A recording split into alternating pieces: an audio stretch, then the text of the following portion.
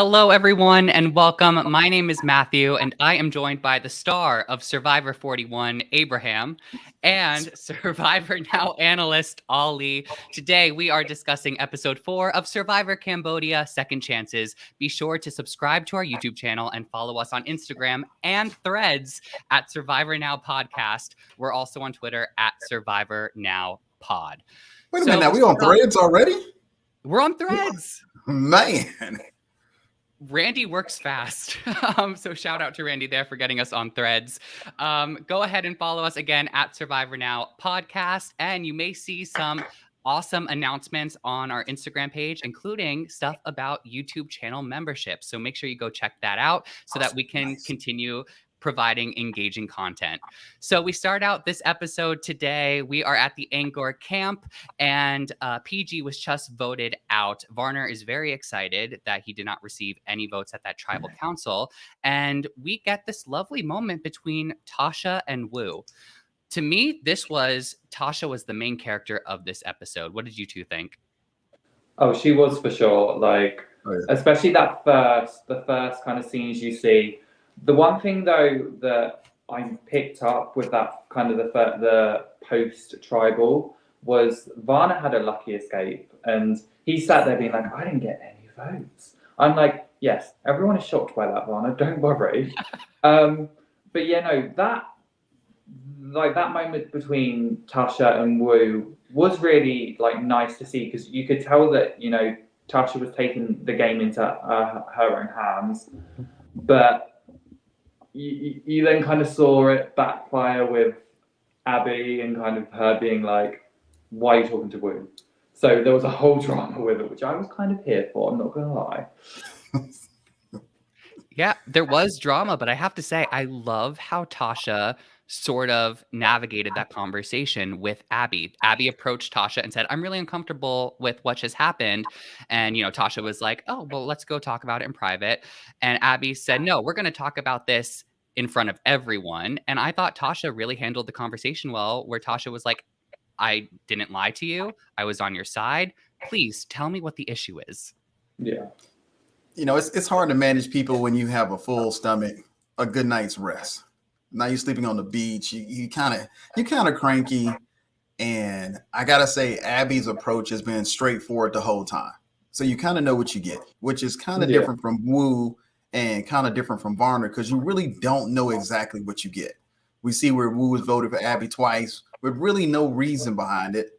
You see Varner trying to navigate like he's running the game, but I think we're gonna go see the game is definitely running Varner. He came in for a second chance, but I don't think he prepared for the second chance. I love this episode because we see where the elements are starting to take a hold of everybody and how it feels to be out there on Survivor. Like the picture behind me, that's who really is behind you. You never see him when they show him on TV, but they're standing right there. You just never pay attention to him. Yeah. Cool. One thing though I want to mention about that post-tribal thing was, we noticed, obviously, Abby is very direct. Like Abraham said, Abby's a very direct person. And I feel like she had every right to kind of say to Tasha, why are you talking to Wu when he's literally just voted me out? Uncomfortable. And then you cut to her and Savage, who are kind of not, they're kind of just being like, Abby's emotional, Abby's this. And I remember Savage saying a quote, Abby has deep-rooted insecurities. And I was sat there and I was like, oh, I was like, Abby's a firecracker. I was like, we don't need to go into this kind of whole wormhole with Savage. But it's kind of a testament to, it was very clear they were using Abby for a number there, and they could see she was easily manipulated. And I think that post-tribal and kind of their post-confessionals about Abby, you kind of see that with them.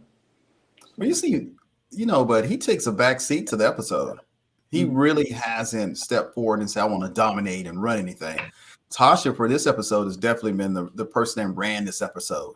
And we see a lot of interaction with her, with the right people. Like I said, when the numbers start to dwindle, you don't have to convince everybody. You convince Abby, now you have a majority. So now you got Wu out there on the island by himself. You got Varner on the island by himself. And you got to always think at least 2 or 3 steps ahead in the game of Survivor. And we're seeing where not developing a relationship And here's the hard part. How do you handle Abby to keep that vote? Because Tasha said, hey, look, I still got to talk to Wu. So it was an excellent form of looking at it and say, okay, how do we deal with people when you're not at your own best? Yeah, that's why going into the game with the right mindset is super important, making sure you're centered and ready to go. Do we think that by Savage sort of taking a back seat and letting Tasha do more of the organizing, do you think that's strategy on his part? I would have. Look, I'd have been behind Ollie all day long. Man, go on over there and talk to her. You're better talking than me. You got great social skills. If anybody you want to push out in front, push them in front. Because we heard the first word that we hadn't heard yet. And Wu's gonna say it in this episode. He's gonna already talk about the merge. We not there yet. So you need somebody else to want to be the spokesperson, the one that wants to run stuff. So I volunteer Ollie. Thank you. Love that. No, I don't think it was strategy on Savage's part, because you hear him talk in his confessional, and you hear him mention how he wasn't really happy with where the tribe was, and he actually made a point of saying how he was top dog on Bion. Like, he made a point of saying how he was in this great position and how he kind of put himself there. And he's like, I'm not in that position. So I do feel like if he wanted to, he would be the one like talking and getting the hierarchy like he did on Bion. I feel like from a viewing standpoint, he does seem like the type of player that his comfy is being able to organize the tribe in his way and having his hierarchy. Like that's how he plays, and that's how he enjoys playing. So I do think that wasn't strategy for him. Well, we see sort of this I used to be top dog on Bion, now that's no longer the case mentality show up quite a lot for Andrew Savage in this episode. Let's hop over to Bion real quick. It's day 10 on Bion's camp. We finally get to celebrate with Jeremy the fact that he found the hidden immunity idol in the middle of an immunity challenge in front of the rest of his fellow castaways, but no one saw him. So we finally get to have this moment. And then we get to hear more of Jeremy's strategy of becoming Stephen Fishback's JT. And for those of you who haven't watched Survivor Tocantins, or maybe it's been a while, JT was Stephen's sort of right-hand friend during that season, and they both went to Final 2 together. So do we see this as a good strategy for Jeremy? I seem to think that this is a really positive thing to do. Oh, yeah, definitely. I mean, here's the thing about it is you're trying to make somebody feel comfortable with you. And Jeremy already has his, he already has his idol. Okay. But we still vigorously going to search for an idol that we can't find, because these are second chance. So these are not individuals playing for the first time. So they know there's an idol out there. They know somebody's going to find an idol. But if I team up with you, there's a chance that you find it and you share it. And Jeremy's like, I know there's an idol out there. He's pushing it hard to Fishback. And Fishback is taking it in hook, line, and sinker. And he's like, hey, let's get out there and find it. You got to team up with somebody. You can't win Survivor by yourself, and you can't get past all the hurdles that come with Survivor, which is kind of interesting. We see Kelly throwing somebody under the bus just because they didn't look right. Oh, we'll get to that. That's a really fun moment of this episode that I'm excited to talk about more. And did any of you notice with the whole? I love that Jeremy, like you said, Abraham, was like, Steven, the idol's still out there. We got to find it. And it just came so like naturally to Jeremy, right? Like I wouldn't be able to tell that he was lying about the idol still being out there. And poor Steven is just sent on this hunt to try to find something that's not there, but he clearly really trusts Jeremy, and I think that's a really great sign for Jeremy's game. I also love, I don't know if you saw, I've been really loving the animal B-roll this season, and when Jeremy and Steven are talking about the idol possibly being in the tree, it cuts to a monkey in a tree that like looks at that, or it seems like it looks at them being like, not my tree, don't come at my tree. I don't know where they get those animals from. I looked at our episode and I'm like, where was that snake at? That snake is nowhere around me.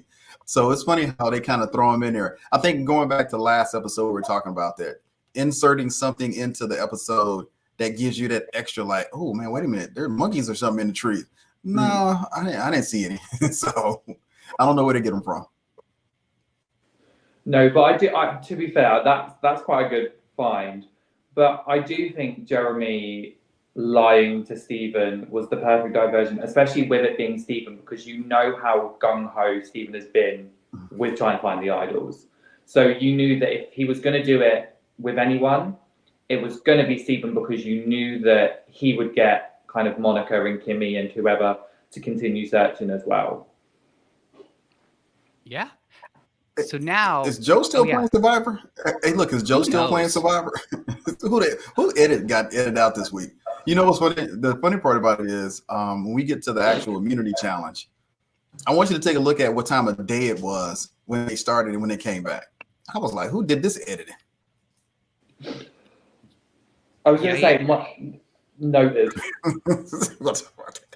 Absolutely. So we go back to Angor's camp, and Jeremy, this is where we see Jeremy, Savage sort of laments about the new camp conditions, right? This is where we get I used to be on the top of my tribe, and now I'm, he's not really at the bottom of this tribe, but he's in a different he has to act differently on this tribe, and he's hungry. Everyone's hungry and exhausted, and we get some, I think, tree mail that says we're going to have a reward challenge and the winners of it are going to have a feast. So clearly everyone is starting to perk up a little bit at this idea, and we get to the reward challenge beach. So here's the reward challenge. One member from each tribe will race to a platform floating in the ocean to retrieve a sandbag. Once back to shore, they must use a plank to launch the sandbag into a net. The first tribe to get all 3 sandbags into their net wins a Survivor barbecue set. Whoa. And the second tribe wins a smaller barbecue set. Very nice. But there's a twist to this challenge, and that is, I think Jeff called it a heroes challenge, which is where the tribes will select one person to complete the challenge by themselves. Who's raising their hand to do this from our group? No, I'm not going. I would do it. Go for it. I'm gonna sit and wait. I'm gonna wait and see who the first 2 are. If we have a choice, I'm gonna see who's selected. Because here's the thing about it is, as you see in the challenge, it's exhausting. You fight in the water, you fight in the sand, and you trying to say, okay, I need to try to get something on top or something. And then your tribe is looking at you like, oh man, if you fail, we're hungry, we're starving right now. We're at a different level. See, they're not really eating on this Survivor. They know what it feels like not to have a meal, because we're enough days in now where your body starts to react to it. So we see who Terry volunteers. Jeremy really doesn't throw his name out there, but he said, "I'll do it." Yeah, and it was Spencer who was like, "It's you."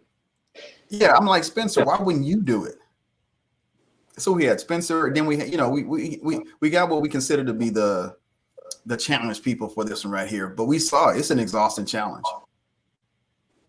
It's so much on endurance. Like that challenge, like you look at it and it's like, oh, it's physical. That one, it was so much endurance. But then also you have the added mental pressure of you are doing this for a whole group of people. And kind of, I feel like for the 3 people that were selected, there's also a pride element, because you know that they do take pride in the challenge. Like those 3 took pride in doing well in challenges. So I feel like for them, it was also like, let me prove that I can bring home the bacon and I'm good for this. I also feel like with Terry... Hold on, Terry was 55 when he did that challenge.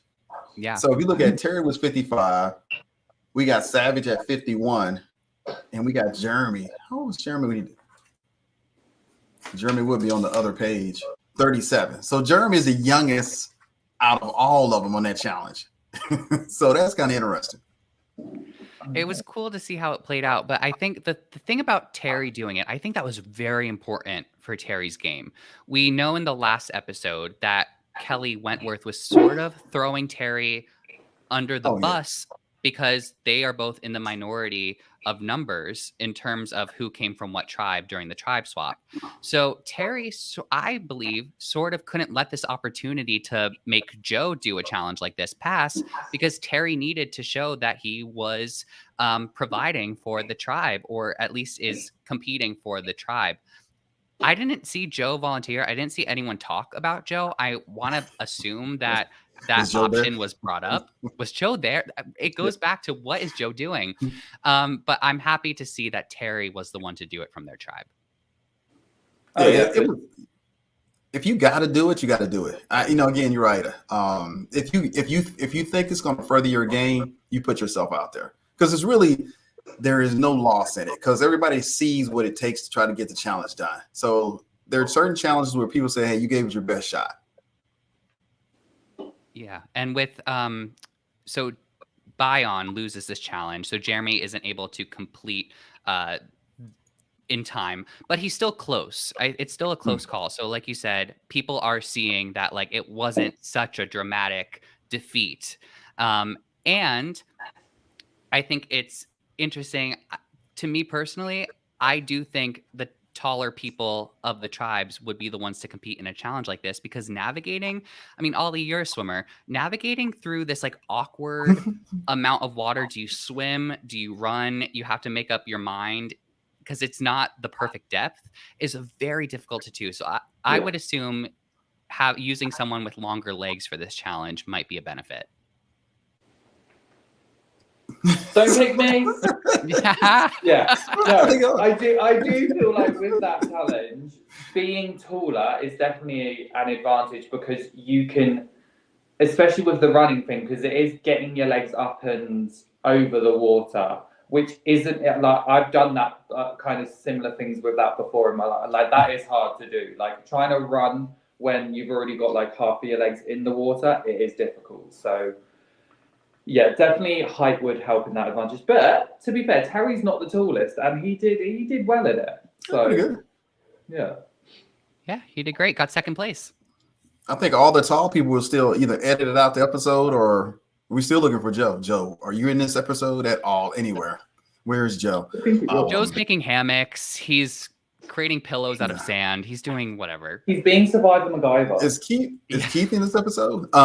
You know what? But I still love the challenge. I love any challenge that you just really, the twist of it. You can only select one of your actual castmates. It's just great. To me, the funny part about this actual whole editing for this particular challenge was it was daytime when they started the challenge. When they won the challenge, it was daytime. So we see Savage has redeemed itself as a winner, and they win the barbecue. And then they get back, it's nighttime. I'm like, where was they traveling to? You have no idea how annoyed I was at this edit. I don't know why, right? It's fine, but I feel like I just missed out on so much after the fact. So Angor wins the big barbecue set, and then we have Takeo, which wins the smaller barbecue set. And you're right, when they get back to camp to enjoy their reward, it is darkness outside. What happened between this? I will say my boyfriend clocked that as well, and he was like, what is going on here? But to be fair, regardless of day or night, I think after that challenge, everyone was like, we've won this. Let's put it to good use, because I think Angkor were like, I don't care if it's like 1 o'clock in the morning, we're cooking this food.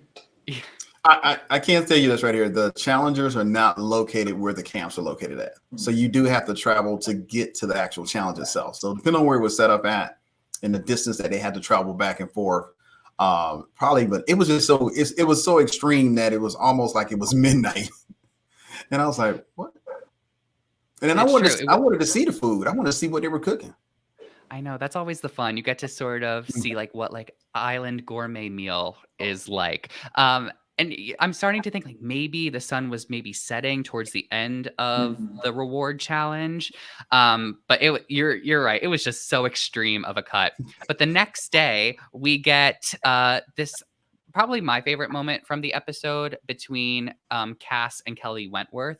We have Cass, who actually kind of changes her tone. In the very first episode of the season, Cass introduces herself as, I didn't do anything wrong my first season. It was how others perceived me. Chaos Cass. And I think in like episode 2 or 3, we see the interaction with Andrew Savage talking about his how he met his wife. And I think that sort of spark something in Cass, if we're looking at storytelling, to play a more social game. So we learned that before coming onto this season of Survivor, the way Cass prepared was reading self-help books and wanting to play a more social game where she had empathy for others on her tribe. So we get this fun edit of her sneakily stealing some beads from a bag and starting to separates herself from her tribe and go on the beach and starts messing with them. Is it going to be a fake hidden immunity idol? Who knows? And Kelly Wentworth notices this, and I believe Kelly Wentworth is a bit cautious of Cass. I mean, that entire interaction was, like, I agree, a highlight of the episode. It was when Cass was on the beach and Kelly was coming over, and literally Cass goes, go away, move away. I was like, oh. But I don't think it's in self-help books. Yeah, it was that editing. Yeah, that was a really good self-help book there. How to make social connections. Go away. No, but it was really good editing in the sense of she's looking shifty, what is going on, and then it's just little happy belated birthday. Like, it was really sweet, and I think it did help Cass, and I think it showed that she has evolved as a player, which is really nice to see, especially with how she was in Cagayan. I think we get a chance to see, some of the social game that doesn't make the actual TV footage, because when it originally started, Kelly was going to throw her under the bus. She's trying to make a secret idol. She's playing this type of game. Kelly is looking for any way to throw somebody else under the bus except for herself. And then we see that not only was it something for Kelly, Kelly knew her birthday. So that means you had to talk to each other.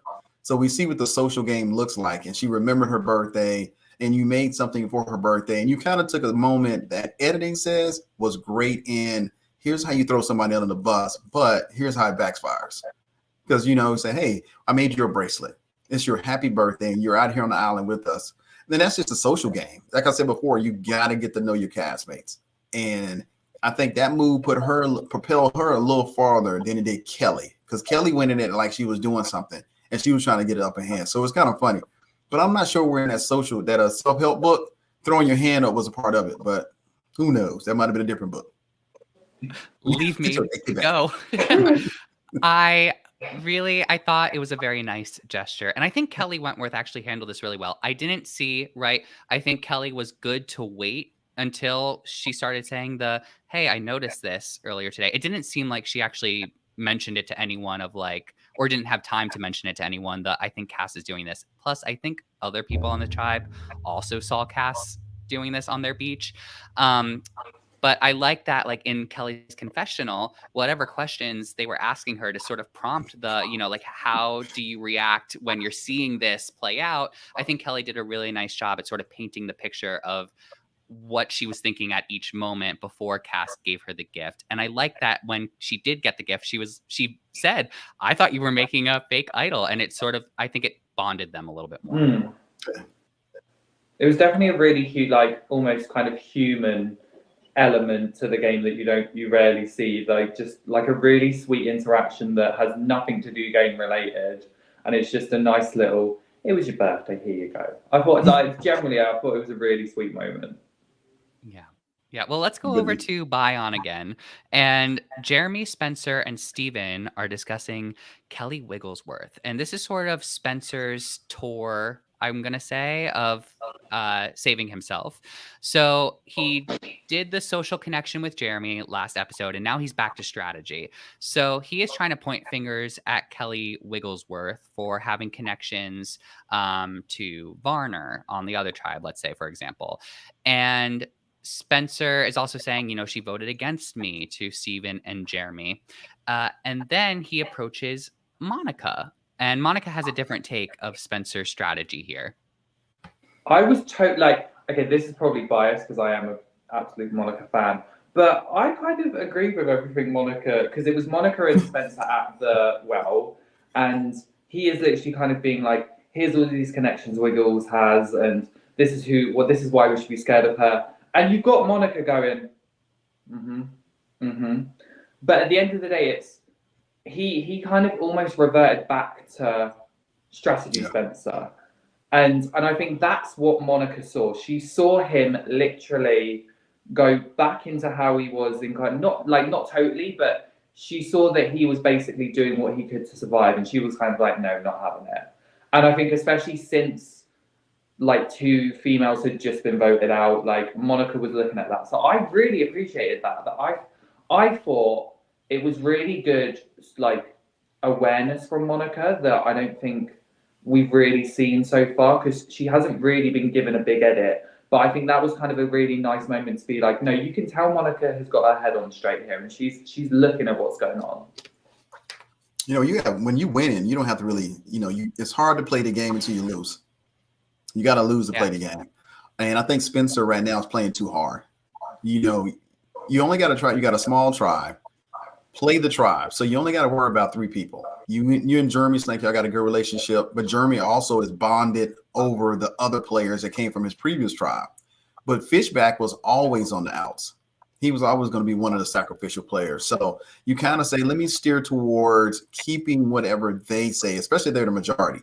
Who do they want to get out and who could I replace? I just think he's playing a little too hard, because when you start talking to everybody and you start throwing names out there, you're going to run across Monica. And Monica gonna be like, nah, you trying too much. What are you doing? Because some of these players you're just meeting because we just merged, and you're trying to save yourself. So we can see that part. So it's kind of interesting to see some of the old Spencer mixed with the new Spencer. So it's kind of interesting. But then also with Monica, she was really good in her last season of sitting back and observing and seeing where everything was going, because obviously she made it quite far, and no one ever considered her a threat. And it was because she was able to kind of sit back, observe, and know what was going on. And she's doing the same thing here.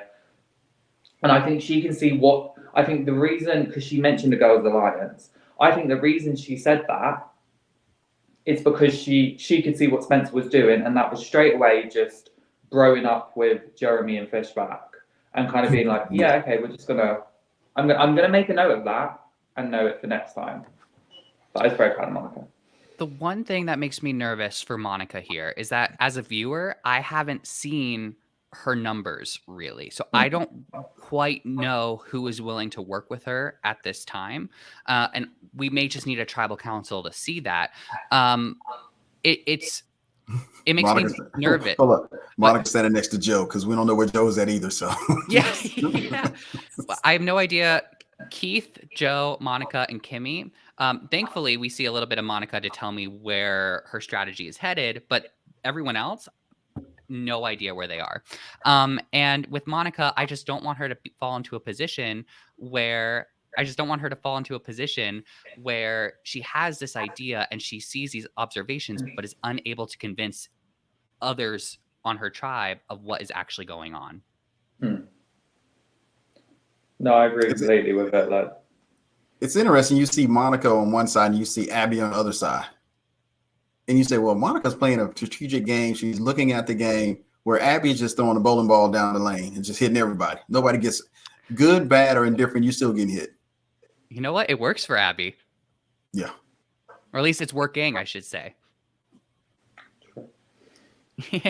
So then we go to the immunity challenge. Now, before we get into the immunity challenge, we don't have any idol that we know of there, but this is going to be a painful one. So we're going to take a very quick 1-minute break, and we'll be right back to talk about this torture. My name is Jonah Fielko, and I'm the CEO of Bracketology.tv, fantasy sports for reality television. We offer fantasy games for shows like The Bachelor, Survivor, Big Brother, RuPaul's Drag Race, and counting. You start by creating a community. Within your community, you can create a fantasy league for each show that you want to play fantasy games for.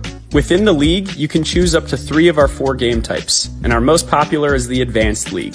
Choose a team of contestants, and depending on what they do and say during the episode, that's how your team will gain or lose points each week. We also have elimination-style games like our Confidence Pool. This is where you choose how confident you are that each contestant will survive elimination that week. And we've also got March Madness-style brackets. Come back a couple hours after the episode to check your scores and watch you climb the leaderboard.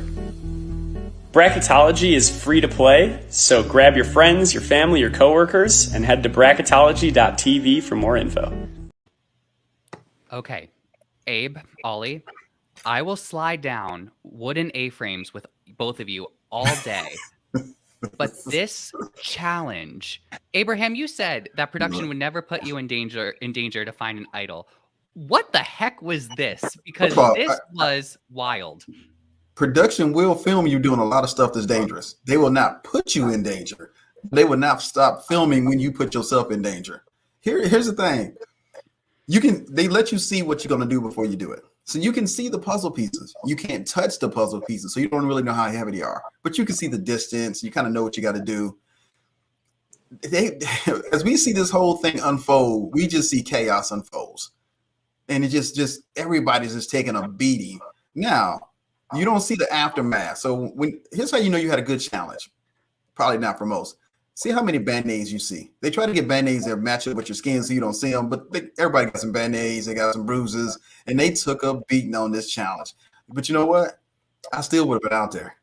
I don't know if I would have been the caller because that's kind of difficult, and we're going to see that in cast. And just this is where you see the true personality of people come out when they already mad.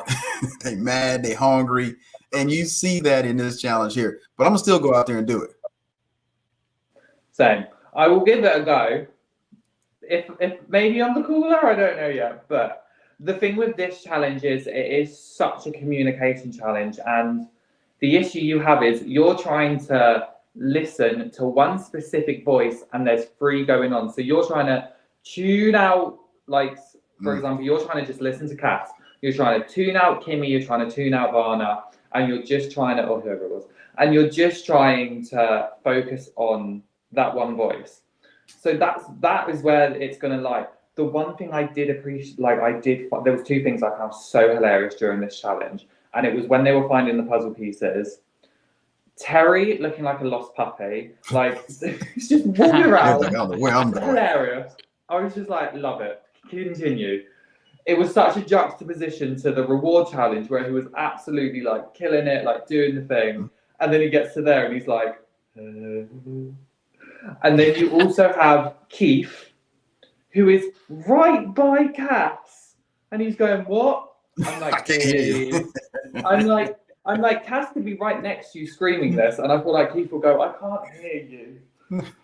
I feel like Kelly, because I think at one point Kelly was with him, someone was with him, and it was almost like they were just dragging him, like, "Come on, Keith, let's just go this way. Come on, just follow me. Don't worry, I can hear her."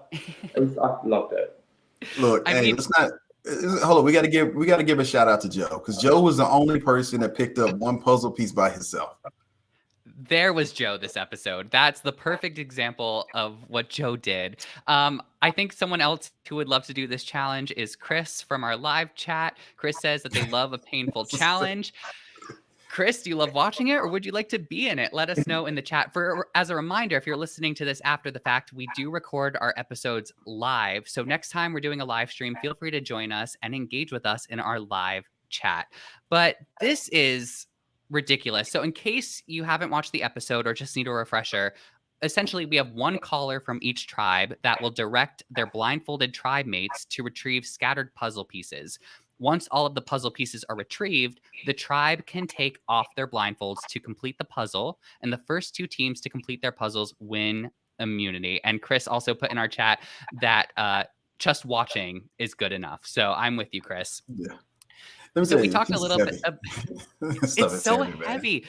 We talked a little bit about Keith already being so close. Oh, that was stress-inducing on watching that happen. But Cass is essentially screaming to Keith, who is right there. And I have to say, to me, this is just like know who needs to be in the right position for a challenge like this. And we see that a couple of the Takeo members have trouble hearing Cass, or at least that is what the edit is showing us. And poor Cass.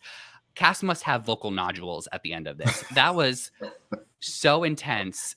And I would probably choose to be the caller in this case because oh my gosh, we get that montage of everyone dying from like getting blocks thrown on them and injuries.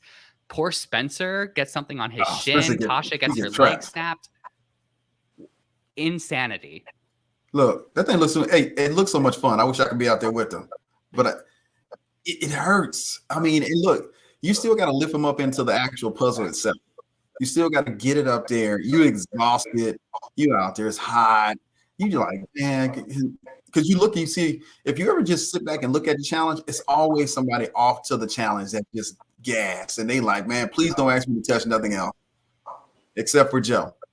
Joe said, no, I'm the man. I'm going to pick this up and I'm going to jog back with it. And I was like, you got so many things that could go wrong with that. Yeah. To be fair, when I saw him jogging, I was like, there was part of me that was like, how is he managing to jog so perfectly to his mat? I was like, sucks. But, and the thing with it was 16 pieces. Like, if it was like 9 or whatever, like that, like the fact that there was 16 pieces they had to try and find, like you were going to be taking so many trips. Oh, yeah. So props to them for managing to do it. Well, for 2 of them managing to do it and 1 tribe gassing out, but still good. Listen, if Joe found a way to hack the challenge, just going back to that point, we've seen, I think Yule was like king of hacking challenges on Cook Islands.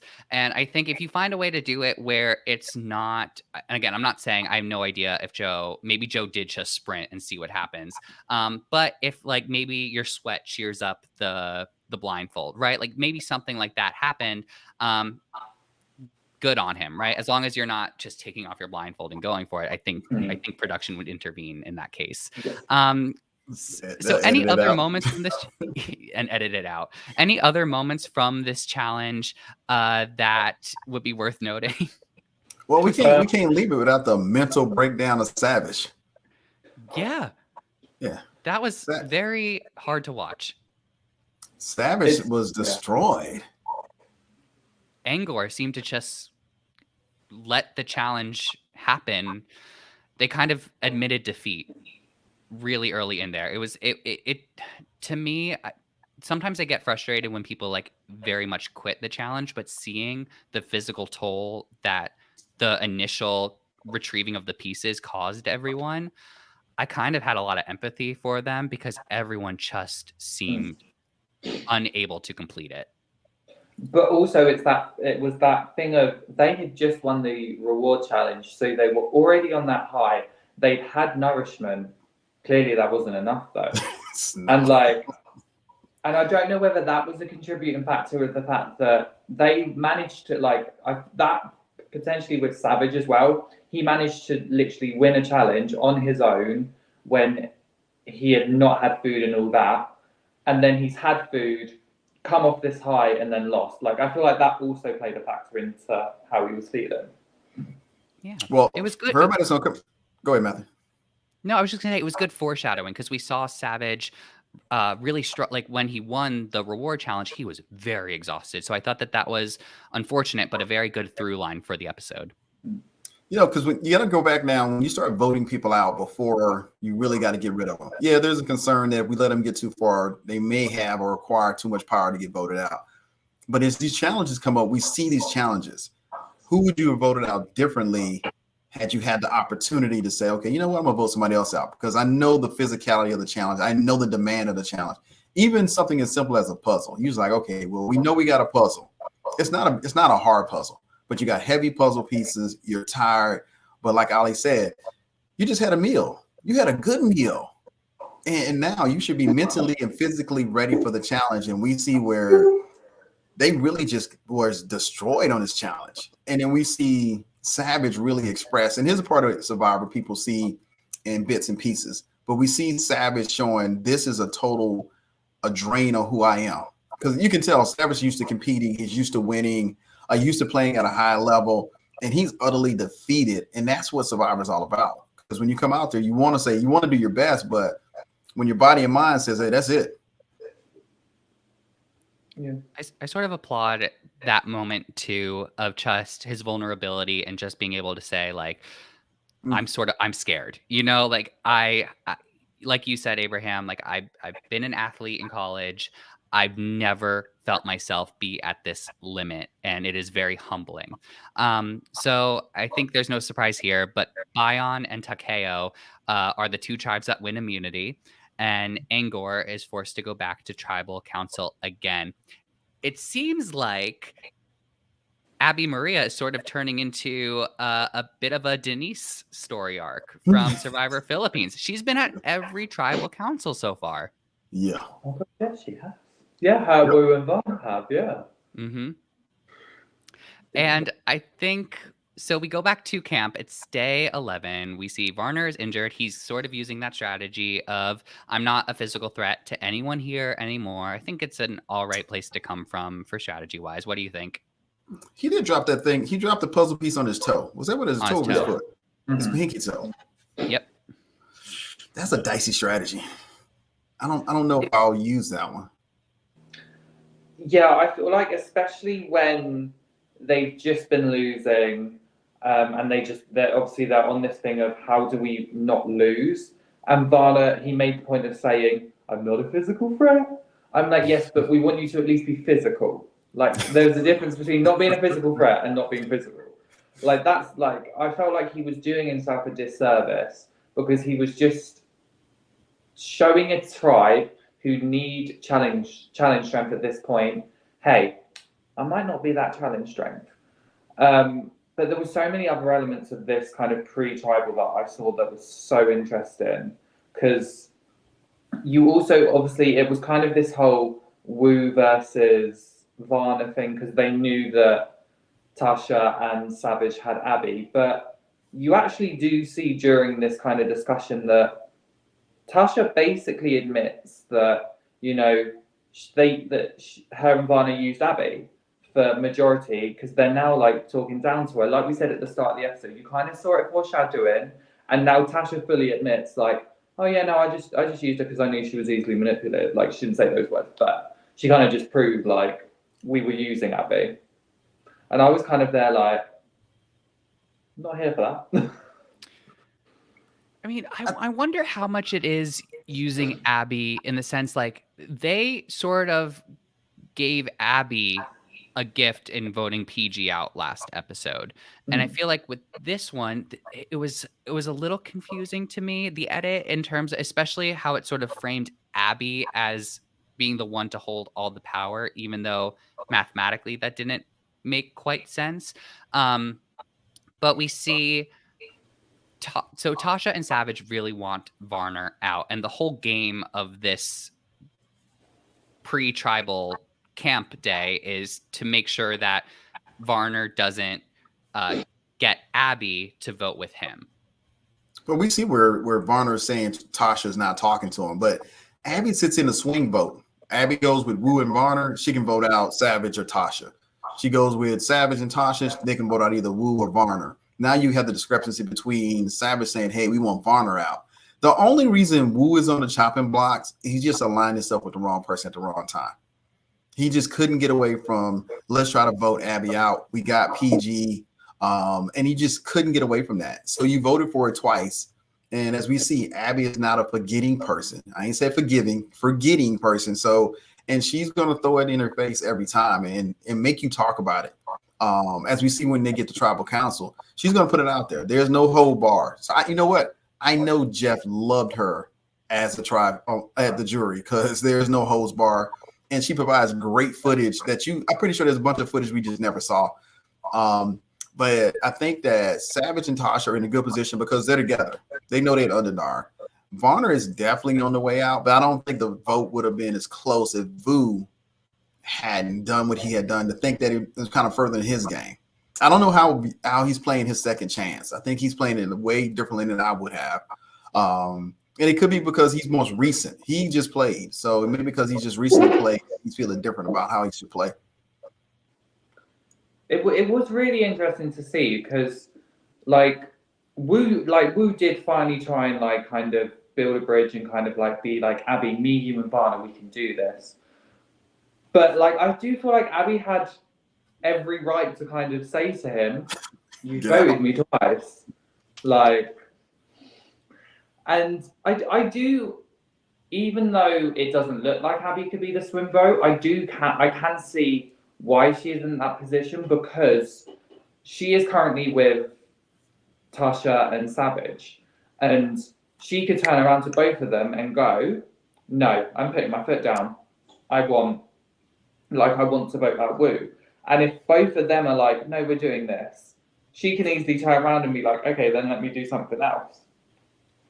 So that's why I feel like, because the easy thing for Tasha and Savage is to be like, get up with Wu, let's confirm Varna goes. But then at the same time, they then have Abby to deal with. And I don't see them voting Abby out, regardless of how unpredictable she is. She isn't someone that people are going to vote out yet. And that's one thing, Ollie, you're right. Abby sits in a position of she's loyal to Varner because he didn't vote for her. But we know Varner did that to further his game, which was great. Wu voted for her twice, so she's really kind of vindictive because she just want to get back at Wu for voting for her. Or she's trying to prove a point by saying, hey, I can have you out at any time. The best thing in this whole situation seems to me to be Tasha and Savage, because really they're sitting back and say, okay, we only need one of y'all to jump. We don't need all three. Just one of y'all to say, hey, now here's where it gets kind of sticky. They want a certain person out because Wu wouldn't vote Varner out. He voted for him now because it was down to him, but that wasn't his pick. He would have went with Abby again, and they don't want to vote Abby out. So that circle is just you got to figure out which battle is the best one to pick. You know, it's for that reason that I never saw Wu voting for Tasha or Savage. Like I never saw that plan. I get that they talked about it, but to me as a viewer, it never seemed like that was ever going to be an option.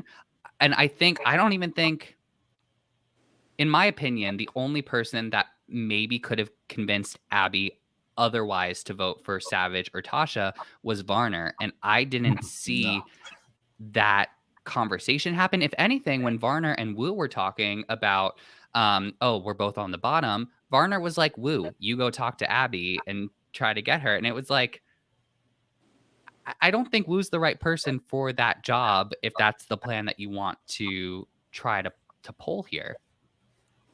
Wu is your super nice guy. He's the nicest guy ever. And he just, unfortunately, Survivor has levels to it. Outwit, outplay, outlast. And I think, when it comes to challenges, even from day one, we see Wu jumps off the boat and he gets the rights for the first time. He really is more effective in the challenges because he can do that part. But his social game and dealing with people, he's never going to be able to deal effectively with Abby. Her personality is too different for him. Where Tasha is like, okay, we're going to hear what you got to say. I'm not going to become combative with you. I'm going to let you go ahead and get it off your chest. And I don't really know where Savage is at all times. I don't think they've ever cut an episode besides him saying what you said, Ali, earlier, that there's some problems with Abby. We never really hear him talk strategy with Abby about anything. We only see him talk to Tasha. So it's kind of interesting on that one. Well, I think that goes back to Savage's, he has his hierarchy. And he has a cutoff point. And he would currently talk to Tasha. And then I feel like he would talk to Wu. But then after that, he's like, I don't care. He's like, as long as we have the votes, it's what it is. I'll be I thought about that again. I said this last episode. Savage, I don't hate you as a person, but it's just I can see like some of the times where it's like he very is clearly much showing his hierarchy and kind of where instead of wanting to play a fluid game and not showing his cards, he's just being like, here's the hierarchy, here's the ticket. You saying he can't suppress his arrogance?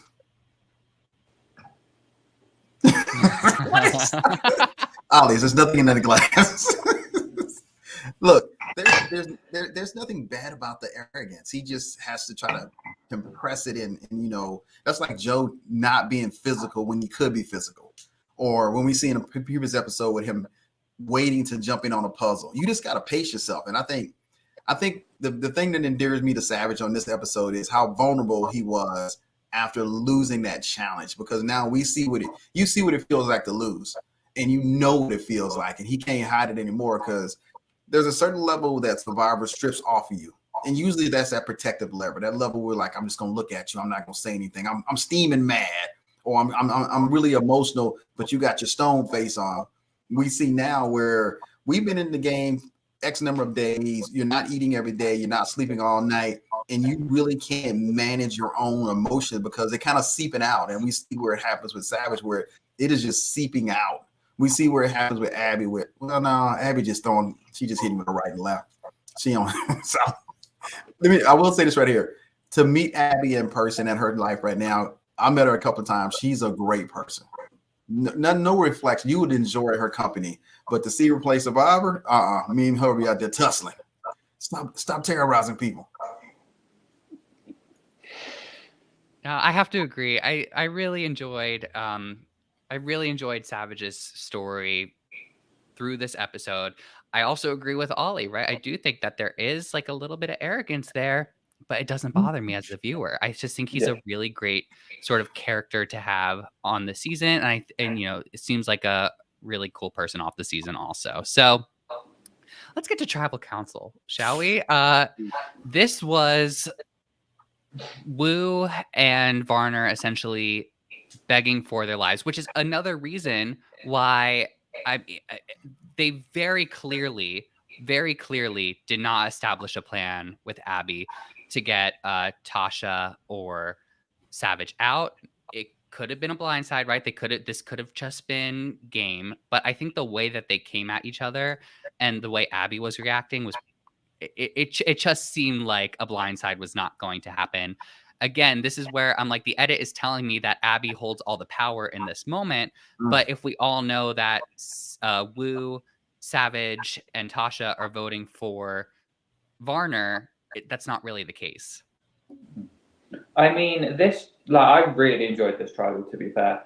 The first part I just want to make is that Lemon Kane, he was walking in, Varner with the cane. I was like, dramatic. It was because it was the first thing Jeff mentioned. He was like, Varner, you're Kane. And I was like, why mention the cane? I was like, don't entertain it.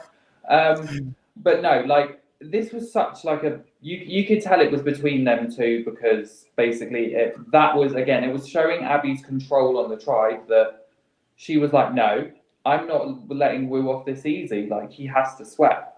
But I think both of them did really well, arguing their cases.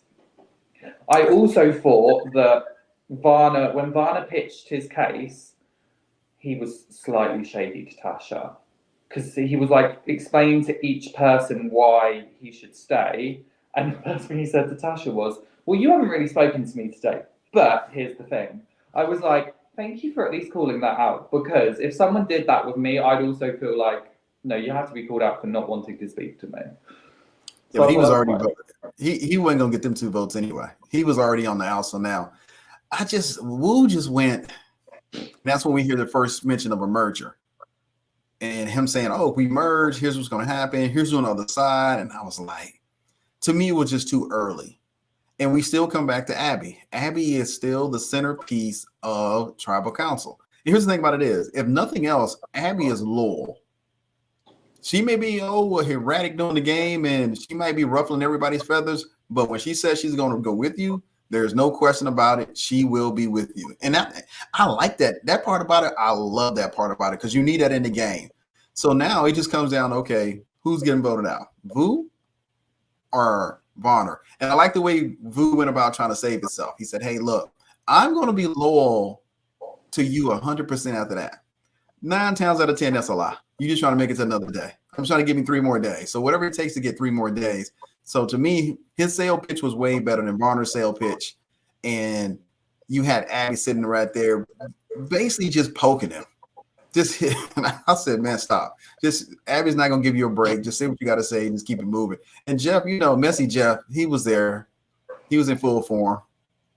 So I was like. No, I wanted, actually, that was something I forgot to mention. It was when Jeff Probst agreed with Varner about Wu, and I was sat there like, messy Jeff. I was like, messy. No, that was maybe some slight overstepping there. Thing with this tribal, I feel like Wu could have done a little bit more. I mean, he stayed, so I don't think there's anything. I think well done to Wu, but there's a couple of things that I feel like could have been pointed out about Varner. For example, Wu was on the original Takeo tribe with Varner, where he was witness to Varner's flipping from old school to new school, right? So there's Varner will flip, and he's done it in the past. Also, I don't think he should have done this, but if he was really desperate, could have called out Tasha for Tasha. We had a plan to vote out Abby Maria with PG, and you betrayed me. So, you know, everyone has betrayed someone. It's just a matter of your outlook on it. Again, maybe he had the votes already there, so maybe he shouldn't have done that. But I think there were some other points he could have mentioned if he was even further in the hole. I think you just, let me tell you the truth, you just forget stuff when you're at tribal council. Tell you the truth. Jeff is there to try to pull stuff out of you, but when you get to tribal council, sometimes you just forget stuff. And then when you replay it back in your mind, or you look at the episode, that's when you were like, you're right, Matthew. That would have been a great thing to try to sway your vote. But you also got all day to try to sway somebody. So Wu could have been talking to her all day, but Abby just doesn't seem like the person you want to go up and chit chat with. So, and we saw no edits where Wu pulled her to the side and said, hey, look, I knew I voted for you. I know you're looking after me. I'm just trying to play the game. But he did a good job of begging. Sometimes that's the game you have to play, right? It seemed like at this point at tribal council, the humble begging game is what Wu probably had to do. Oh, wait a minute. I got to ask this question. Who would put the humble begging game into their strategy? If I needed to. Last-ditch attempt. If I needed to. Matthew? Yeah, I agree with Ollie. I think it depends on the situation. And that's a hard question, Abraham. I think it depends on the scenario, and it depends on who you're begging to. If you're begging, again, this could be pride, but if I'm having to beg to people who are kind of showing like they're kind of like, we're making the decision, so grovel at my feet, I'd sit there and be like, no. Like, there would be part of me that was like, don't think that you're about to socially get two people here to beg and grovel. I was like, vote me out. Like, not vote me out, but I'd be like, I'm not doing that. Okay, Ali, let me make it a little more spicier. Okay, this vote out will determine who makes it to merge. I'm begging. I'm begging, and then I'm turning around and being like, these two. Get Matthew, them what you got? This is the vote before you get to merge. You know, I keep thinking about a specific instance where this is a past season. I won't say what it was for anyone who hasn't watched it yet, but someone basically had to say that someone else was a better player in the game than they were to move forward. So it took some awareness of what the other person wanted to hear in order to come at them with the same energy of, here's what you want to hear and more to keep that person in the game. So I feel like if you get so close to merge and that is the only game move that you have, which is to pledge 100% loyalty to someone to keep you in the game, you kind of have to do it at that stage. And I would think you would have to live up to your promise of being loyal to that person. I'll be like, oh, I'm running to the left as quick as possible. Let me find somebody else. But I think it's that case of if they already feel like they have that, like if those people that you've just had to beg to already feel like they have that control, like you already know that as soon as merge comes, yes, you can be loyal to them, but when it comes to this tier list, you're all the way down here. So you know that even if you tried for like a couple of votes to scringe up, they're going to have their people. They're already going to see you down here as a number. So it's one of those. Maybe I'll be safe. Maybe like I'll be like, you patted my back. Here's me patting your back for this one round. Okay, no, we're good. But you know, I wouldn't forget it. I don't think I would forget that. I wouldn't forget how they like made me feel like I had to beg.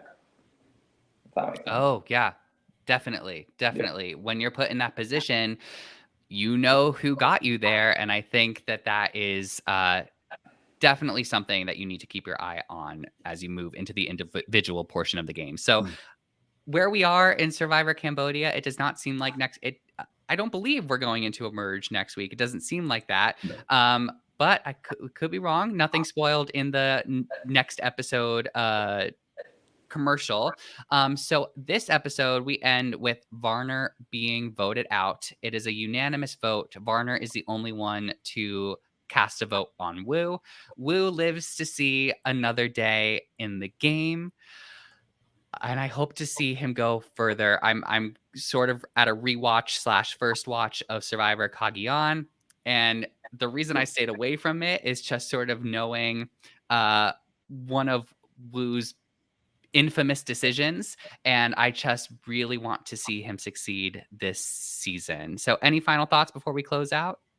No, to me, great great episode to see how vulnerable people can be, and how the perception with Cass doing something to wish somebody happy birthday, watching Savage really expose himself and say, hey, this is how I'm feeling, and just to see some of the physicality of playing Survivor. And we get out there, we love this game, we want to play the game, and sometimes it is truly entertaining, because I know somebody laughed when them blocks hit them people on the leg. I know somebody was out there laughing about that. Yeah, it was, because you want to be like, why are you falling? Oh, because it hurt. And we didn't see Joe this time, so Joe went out there. No, I think this was a really good episode. Like, you saw so much vulnerability.